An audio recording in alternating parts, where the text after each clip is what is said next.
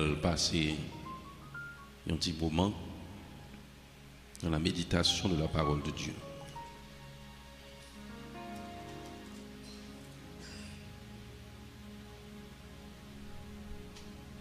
On nous cherche Jérémie, le chapitre 18.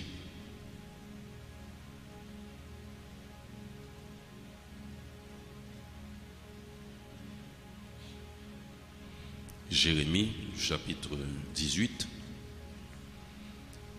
M'appelez pour les versets 6 à 9 que je vais demander pour reprendre. Ne puis-je pas agir envers vous comme ce potier, maison d'Israël, dit l'Éternel. Voici comme l'argile est dans la main du potier, ainsi vous êtes dans ma main, maison d'Israël.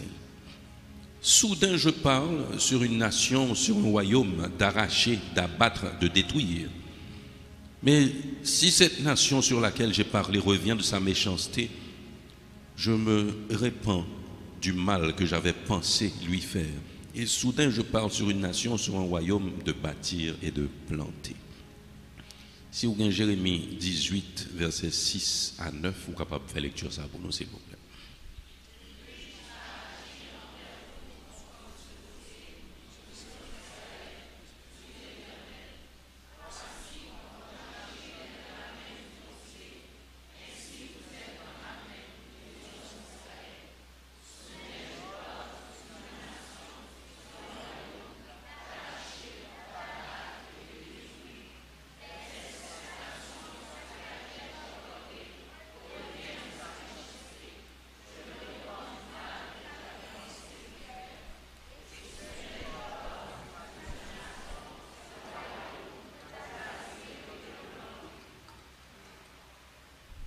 Amen. La main de l'Éternel. La main de l'Éternel est le sujet de notre méditation de ce matin. Mais avant d'arriver à la main même de l'Éternel, nous voudrions faire une historique pour présenter la main comme l'emblème des travaux et aussi présenter de façon très succincte le symbolisme de la main. Autrefois, les guerriers de l'Antiquité tenaient de la main gauche le bouclier pour se protéger et de la main droite l'épée pour attaquer. Et c'est de là que vient l'expression les armes défensives et offensives de la justice. Et ces choses sont bibliques aussi. Vous pouvez trouver ceci dans 2 Corinthiens 6, 7. Nous n'allons pas lire. Le côté n'étant pas protégé, c'est symboliquement à droite d'un homme. Parce que la main gauche tenait le bouclier et la main la plus habile de l'homme tenait l'épée. Cela veut dire que la main droite était pour attaquer et la main gauche pour se défendre, pour se protéger. Donc, l'expression aussi le bras droit de quelqu'un, ça veut dire l'homme de confiance, ça veut dire que c'est l'homme que l'on met du côté que l'on n'est pas protégé. Vous comprenez ça? Du côté gauche, les guerriers tenaient le bouclier pour se protéger, l'épée dans la main droite. Cela veut dire que le côté droit de l'homme n'est pas protégé. Si on doit avoir quelqu'un à sa droite, ce soit quelqu'un de confiance. Et ils étaient considérés comme exceptionnels, les guerriers gauchers. Et même dans les Saintes Écritures, on relate ceux qui étaient gauchers parmi les guerriers. La main représente l'instrument des travaux, est devenu aussi l'emblème même du travail. Au point que quand Moïse a écrit le psaume 90, il a demandé à Dieu d'affermir l'ouvrage de ses mains. Il a dit, affermis l'ouvrage de nos mains, oui, affermis l'ouvrage de nos mains. Et Dans Ecclésiaste, nous trouvons cette ambivalence entre la main diligente et la main paresseuse. Dans Proverbes, chapitre 12, le verset 24, qui nous dit « La main paresseuse sera toujours tributaire de la main diligente ». Donc, la main est donc l'emblème du travail, de l'exécution des travaux. Mais de façon symbolique aussi, par rapport à la tête qui décide, la main est l'agent ou le pouvoir d'exécution. Vous saisissez? Par rapport à la tête qui décide, la main est l'agent ou le pouvoir d'exécution. Quand vous pensez quelque chose, c'est votre main qui réalise cette chose. Et de là, nous comprenons le symbolisme de la main quand les paroles sont utilisées pour traduire les pensées. Les expressions se rapportent directement à la main parce que la position des mains est révélatrice de la volonté de l'homme selon les expressions proverbiales. Par exemple, on lève la main pour prêter serment. On lève la main pour prêter serment. On aurait pu simplement parler. Mais on lève la main pour prêter serment parce que c'est synonyme de sincérité, de vérité. Et ces passages se trouvent aussi dans les Saintes Écritures. Genèse 14, 22. On lève ou on tend la main vers le ciel pour la prière. Tendre la main vers le ciel pour la prière est synonyme de faiblesse. Si on prie, on demande. Alors on dit on lève ou on tend la main pour la prière. Lever les mains peut-être pour donner gloire. On tend la main peut-être pour demander à Dieu. La position des mains dénote l'état d'esprit. On tend la main aux pauvres pour faire l'aumône. C'est là les expressions qui sont utilisées aussi dans les Saintes Écritures. Regarder vers les mains de quelqu'un, ça a une signification bien précise. Cela veut dire l'espoir et l'espérance. On attend quelque chose. Dans le psaume 123, le verset 2, je me rappelle que ce passage avait été retenu pour l'une de nos grandes croisades de novembre. Comme la main, les yeux des serviteurs sont fixés sur la main de la maîtresse, ainsi nos yeux sont fixés sur Dieu. Psaume 123, le verset 2. Mettre la main sur la bouche, c'est pour faire quoi? C'est pour contraindre au silence. Ça veut dire, la main est bien l'agent d'exécution, c'est le pouvoir même d'exécution, même de l'homme. C'est bien la main. Et on dit aussi, porter la main sur quelqu'un, c'est nuire à cette personne, c'est faire du mal à cette personne. Porter les mains sur la tête, c'est signe de quoi? C'est signe de désespoir. L'homme on lève même ou met main en tête. Quand vous avez une situation qui vous dépasse, vous mettez les mains sur la tête, c'est un signe de désespoir. Quand on dit livrer aux mains de quelqu'un, cela veut dire que mettre quelqu'un aux dépens d'un autre, sous le pouvoir de l'autre. Et avoir les mains fortifiées veut dire prendre courage pour un travail. Cela se trouve dans 2 Samuel, chapitre 2, le verset 7. Et l'une des choses importantes que nous voulons notifier ce matin dans le symbolisme des mains, c'est l'imposition des mains. L'imposition des mains. On impose les mains à une personne, on impose les mains à une assemblée. Dans l'Ancien Testament, on imposait les mains aussi aux animaux avant de les sacrifier. Mais bien aimé, imposer les mains, cela veut dire transmettre le bien ou le mal qu'on a en soi. C'est très fort et très mystique ce que je suis en train de vous dire là. Imposer les mains à quelqu'un, c'est transmettre à cette personne le bien ou le mal qu'on a en soi. C'est donc bénir ou maudire quelqu'un. Et si vous allez voir, on va pas s'arrêter là, mais dans Genèse 48, 14, Exode 29, 10, vous allez voir que l'imposition des mains a pour signification de bénir ou de maudire. On dit aussi avoir les mains propres, c'est se déclarer innocent. Se laver les mains, c'est se repentir de quelque chose. Ça veut dire que la main a une signification d'importance dans les Saintes Écritures. Et dans le symbolisme même de la main de Dieu, nous comprenons qu'il s'agit là du pouvoir de Dieu, de la force d'exécution de Dieu et de sa toute-puissance. Et c'est la raison pour laquelle, dans les récits d'Esdras et de Néhémie, l'expression est restée, parlant de la bonne main de l'Éternel.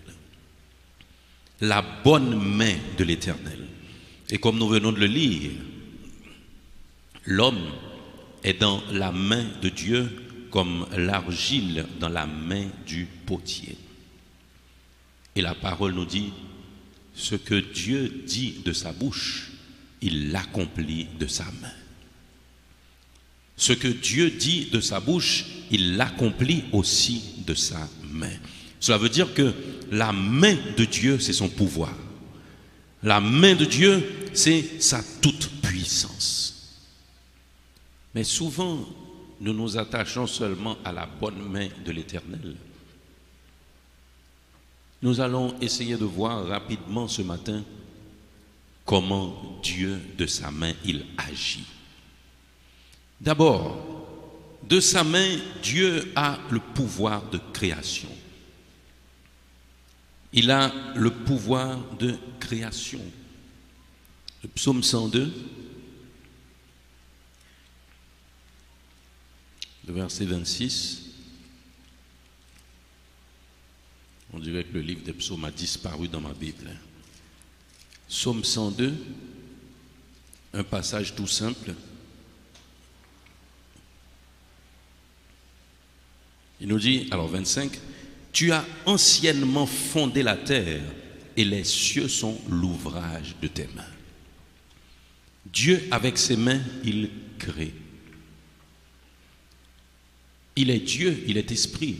Quand la parole nous dit, Dieu dit que la lumière soit et la lumière fut, c'est la force de sa puissance qui a créé, donc sa main. C'est la raison pour laquelle le psalmiste a écrit très clairement, « Tu as anciennement fondé la terre et les cieux sont l'ouvrage de tes mains. » Dieu, de ses mains aussi, il détruit. De ses mains, il détruit. Si vous pouvez trouver Deutéronome le chapitre 2. Ce passage nous parle des actions de Dieu quand les enfants d'Israël étaient en train de traverser le désert. Dieu, pour protéger ses enfants, a détruit les hommes de guerre au fur et à mesure qui se trouvaient sur place. La main de Dieu est là aussi pour détruire. Il a dit, nous n'allons pas lire tout le passage, mais seulement le verset 15, « La main de l'Éternel fut aussi sur eux pour les détruire du milieu du camp jusqu'à ce qu'ils eussent disparu. » Il dit, lorsque tous les hommes de guerre eurent disparu par la mort du milieu du peuple, l'Éternel me parla et dit, « Tu passeras aujourd'hui la frontière de Moab à Ar. » Dieu crée, mais il détruit aussi ce qui se trouve en face de lui, en face de sa volonté. Non seulement il crée, il détruit, mais il protège aussi. Nous vous prions de trouver Luc,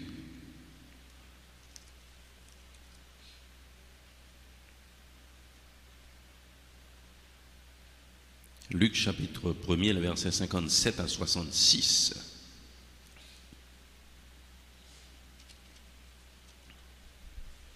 Luc 1er, 57 à 66.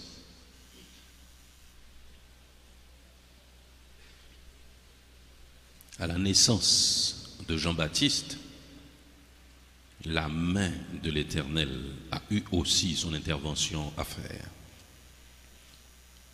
Luc 1er, le verset 57 à 66, si vous l'avez, nous lisons. Le temps où Élisabeth devait accoucher arriva et elle enfanta un fils. Ses voisins et ses parents apprirent que le Seigneur avait fait éclater envers elle sa miséricorde. Ils se réjouirent avec elle.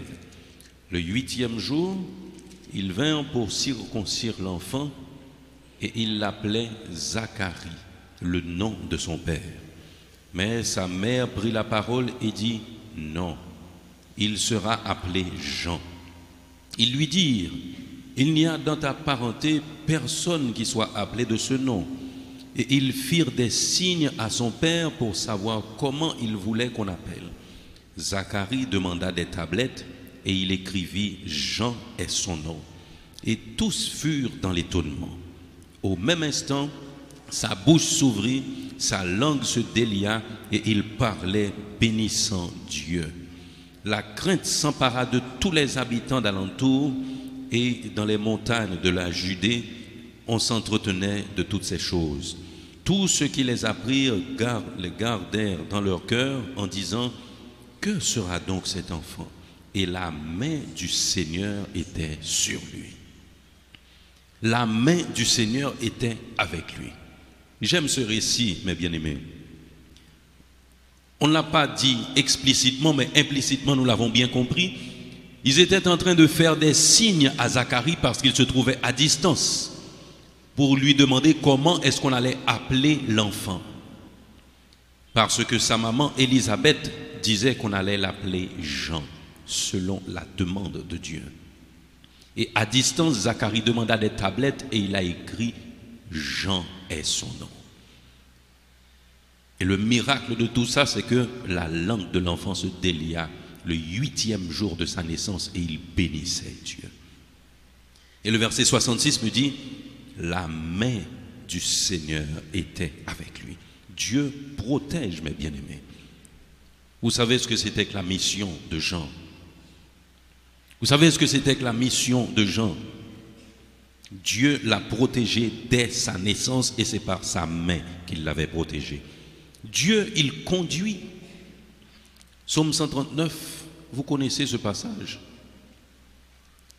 Psaume 139, je crois que les versets 7. Où irai-je loin de ton esprit? Où fuirai-je loin de ta face? Si je monte aux cieux, tu y es.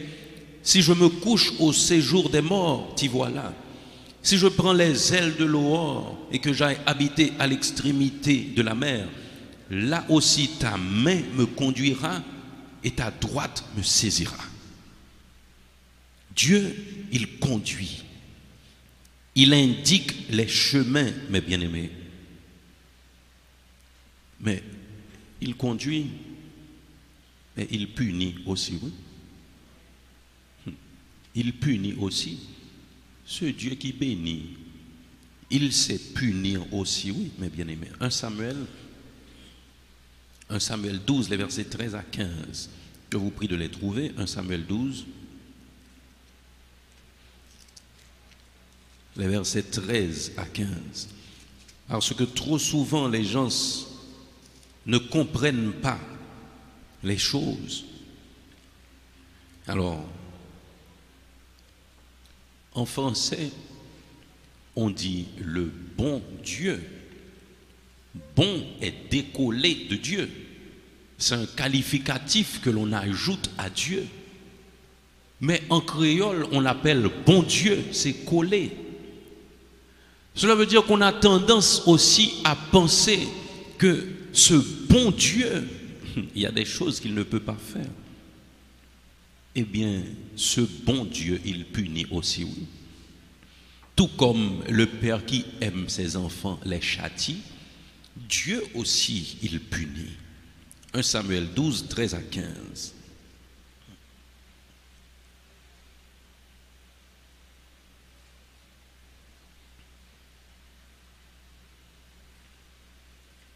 Il dit, voici donc le roi que vous avez choisi, que vous avez demandé. Voici l'Éternel a mis sur vous un roi. Il parlait de Saül. Allons reprendre la lecture. Je vous prie de contrôler les téléphones portables pour nous, s'il vous plaît. 1 Samuel 12, 13 à 15. Voici donc le roi que vous avez choisi, que vous avez demandé. Voici, l'Éternel a mis sur vous un roi. Si vous craignez l'Éternel, si vous le servez, si vous obéissez à sa voix, si vous n'êtes point rebelle à la parole de l'Éternel, vous vous attacherez à l'Éternel, votre Dieu, vous et le roi qui règne sur vous. Mais si vous n'obéissez pas à la voix de l'Éternel, si vous êtes rebelle à la parole de l'Éternel, la main de l'Éternel sera contre vous comme elle a été contre vos pères. Ah. La main de l'Éternel sera contre vous comme elle a été contre vos pères. Dieu, il punit aussi, mes bien-aimés. Il punit et il corrige aussi. Ésaïe, chapitre 1er, versets 21 à 25. Ésaïe 1er, 21 à 25. Non seulement Dieu punit, mais il corrige aussi.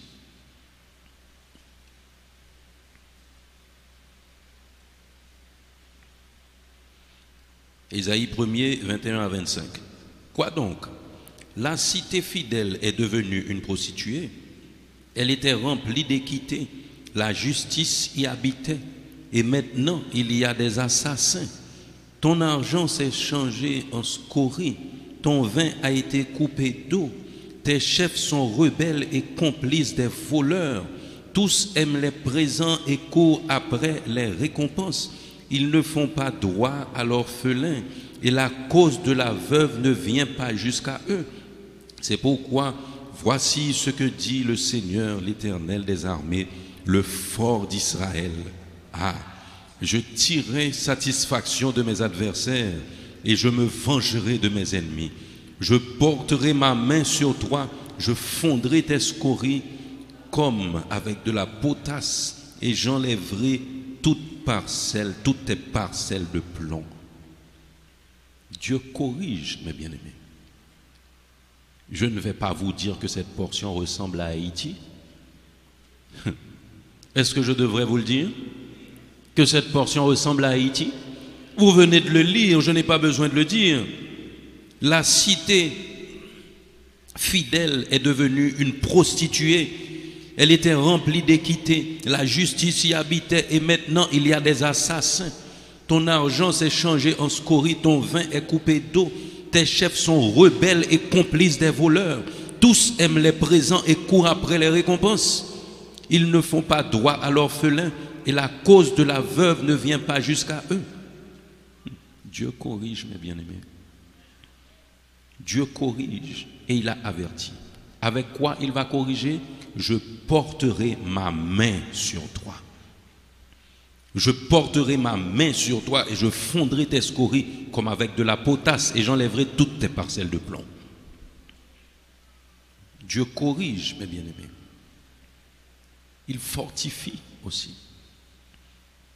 Notre Dieu, il fortifie. Nous allons voir ça dans 1 Roi 18.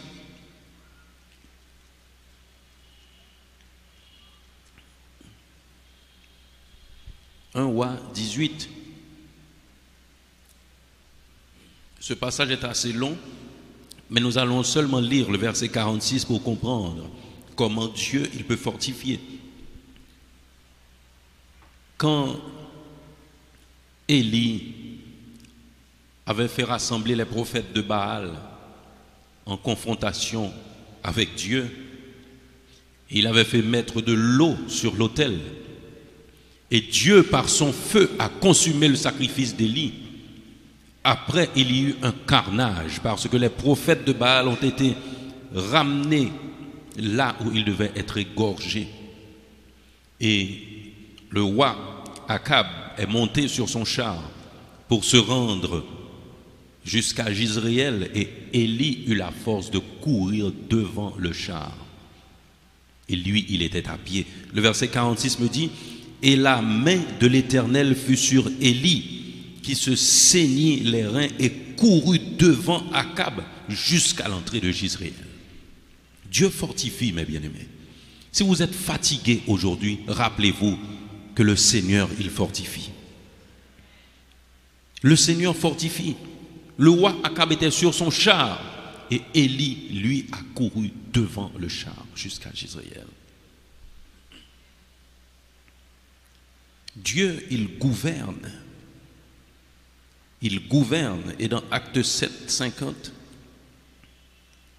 il y a eu un rappel des prouesses de Dieu à l'endroit des enfants d'Israël dans le désert.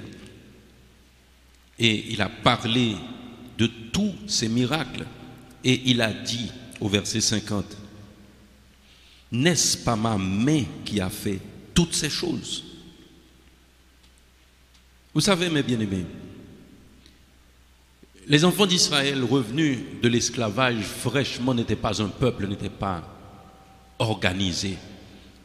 Il a fallu le passage du désert pour que le peuple soit formé et il a été gouverné par Dieu lui-même.